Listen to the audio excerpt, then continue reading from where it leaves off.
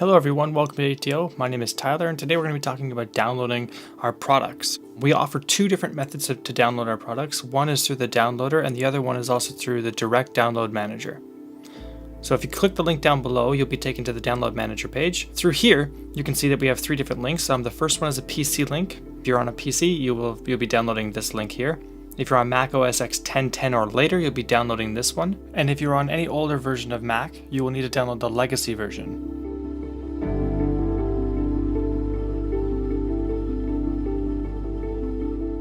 So to use the downloader tool, what you're going to want to do is go access your account. You can find this here by clicking the little man at the top. And this is where you can see all your serial numbers for all of your products. If you go to the top right, you'll see the Pages tabs where you can cycle through the pages and see all your purchases as well as the serial codes. And just above that, you'll see the total amount that you've spent. To copy our serial codes, you go to start with 8DO and end with the little bracket at the back. Open up your downloader, and it's as easy as just copying and pasting it and clicking enter. And of course, make sure that your entire code is copied from 8DO all the way up until the last little bracket at the back. Once you go ahead and click enter, it'll ask you where you would like to download it, and for the purpose of this video, I'm just going to go ahead and put it in my documents. And it starts downloading. It's that easy.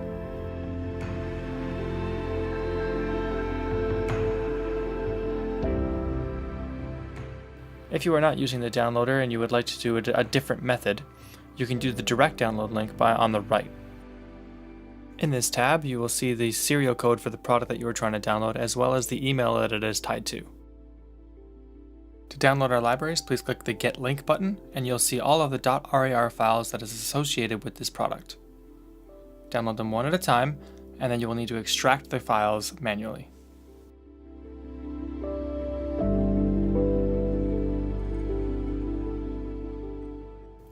Alright, so once everything is downloaded, you should see all the files here. For the purpose of this video, we're going to be using Symphonic Shadows, which has a total of 6 files. One file being a very small meg file. This contains the instruments.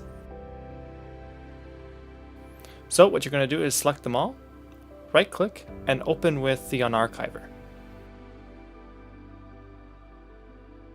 This process can take quite a while depending on the library that you choose. The larger the library, the longer this process takes. Once the extraction process is completed, we will need to combine the folders together to make one master folder.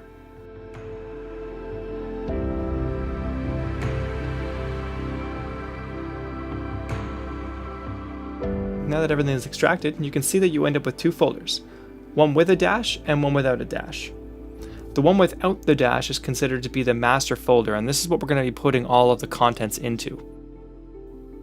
The main folder contains the resource, the instruments, and the documents folder, and the documents folder will house your user manual, while the other folder contains the samples and the resource folder.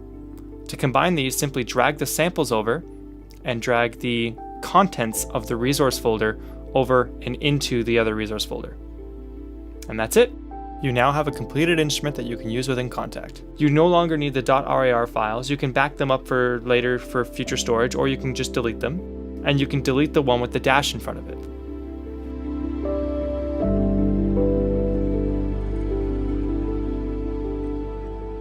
Alright, now let's start loading the instruments. So in order to load the instruments, you got to go through the Files tab, located up at the top. Browse to wherever you stored the instruments. In this case, I just threw them on my desktop. Double-click to open them, and you'll see the Documents, Instruments, Resource, and Samples folder that we just dealt with. Double-click on the Instruments folder, and these are all the folders that house your .nki files.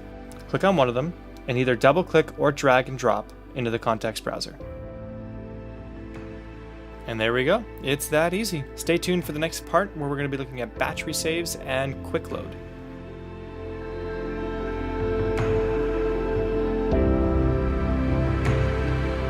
Alright, now let's look at doing a battery save. This is going to tell Kontakt where to look for all of their samples so it doesn't need to find them every single time. To do this, click on the little save icon up at the top, and you're going to go up and click Battery Save. You'll get a warning box saying, are you sure you know what you're doing? And just click yes. What you want to do is navigate to where you stored your instruments. So in this case, it's the desktop. I went to the ATO folder and I looked for the Symphonic Shadows. Now, I don't want to click on the instruments folder because then it's just going to search the instruments, it's not going to find my samples. I don't want to click on the samples folder because then it's just going to find samples, it won't find the instruments. What I want to do is click on the main folder, the one that we made by combining all the folders together. And then it's going to search the entire folder and it's going to find my instruments and samples. Once I click OK, it's going to check for missing samples and it's going to create a direct path to where they're all located. As you can see below, they are resaving all of the patches together, and this again can take quite some time depending on how large the actual sample library is. Now that the patch is done battery saving, you will notice a significant load time increase, especially with larger libraries like Anthology. And after doing a successful battery save, Anthology will load in a matter of seconds rather than taking minutes to load in.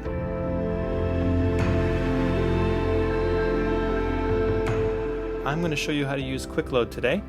It's a very easy system to get used to, and I prefer it over the standard library tab. To get to the Quick Load folder, go up to the folder icon at the top and click on Quick Load.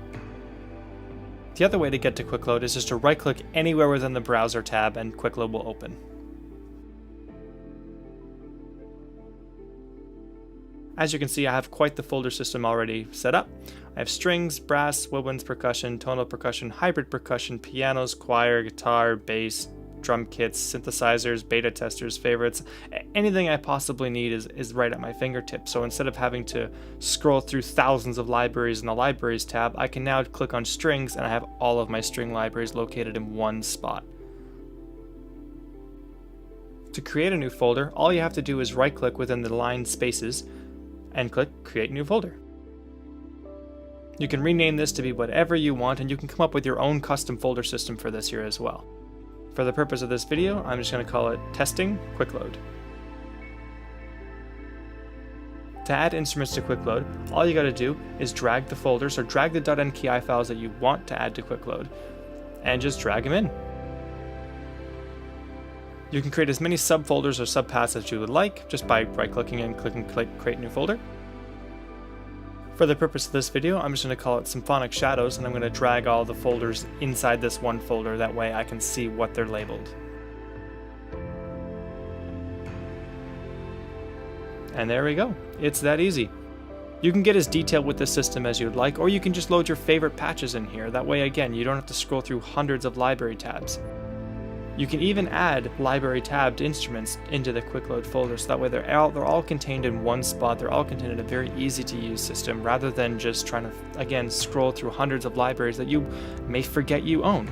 Thank you for joining me for this video. This has been Tyler from ATO. Happy composing!